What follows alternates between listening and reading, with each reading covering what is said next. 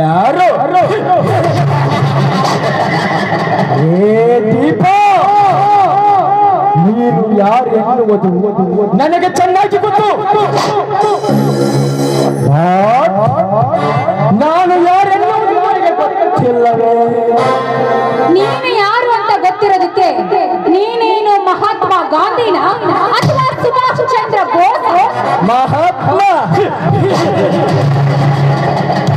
ಹೇ ದೀಪ,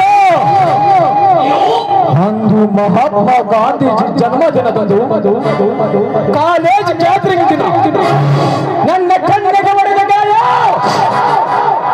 ಇನ್ನು ಮಾಸಿಲ್ಲ. ಈಗಲಾದರೂ ನೆನಪಾಯ್ತೇ ನಾನು ಯಾರೆನ್ನುವುದು? ಓಹೋ, ನೀನ ಅಂದು ನನ್ನನ್ನ ಕೆಡಕಿ ಇದೇ ಕೈಯಿಂದ ತಟ್ಟನ ಕೆನ್ನೆಗೆ ಬಾರಿಸಿಕೊಂಡೆಲ್ಲ ಆ ವಿಷಕಂಠ ನೀನೇನ? ವಿಷಕಂಠ? ಹೌದು ದೀಪ, ಅದೇ ವಿಷಕಂಠ. ಬರೀ ವಿಷಕಂಠನಲ್ಲ ದೀಪ, ಗಾಯಗೊಂಡ ಕೆಟ್ಟ ಸರ್ಪ ಈ ವೀರಾದಿ ವೀರ ಸಿಂಧೂರ ವಿಷಕಂಠ.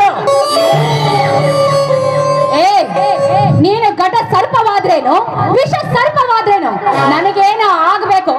ಬಾಯಿ ಮುಚ್ಕೊಂಡು ಹೊರಟು ಹೋಗೋ ಇಲ್ಲಿಂದ. ಹೊರಟು ಹೋಗು, ಹೊರಟು ಹೋಗಲು ಬಂದಿಲ್ಲ ದೀಪ.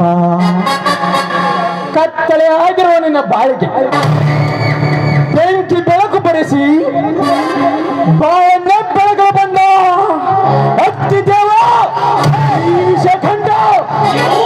ಅಂದ್ರೆ ಅಂದ್ರೆ ನಿನ್ನ ಮಾತು ಮಾತು ಹೇ ದೀಪ, ಮುತ್ತಿನಂತೆ ಮೆತ್ತನೆ ಇರುವ ನಿನ್ನ ದೇಹದ ಉತ್ತಕ್ಕೆ ಸುತ್ತಲೂ ಮೆತ್ತ ಶ್ರೀಲಿಂಗದಲ್ಲಿ ಎಡೆ ಎತ್ತಿ ವಿಷ ಕಕ್ಕಲ ಬಂದ ಈಗ ಪುರುಷ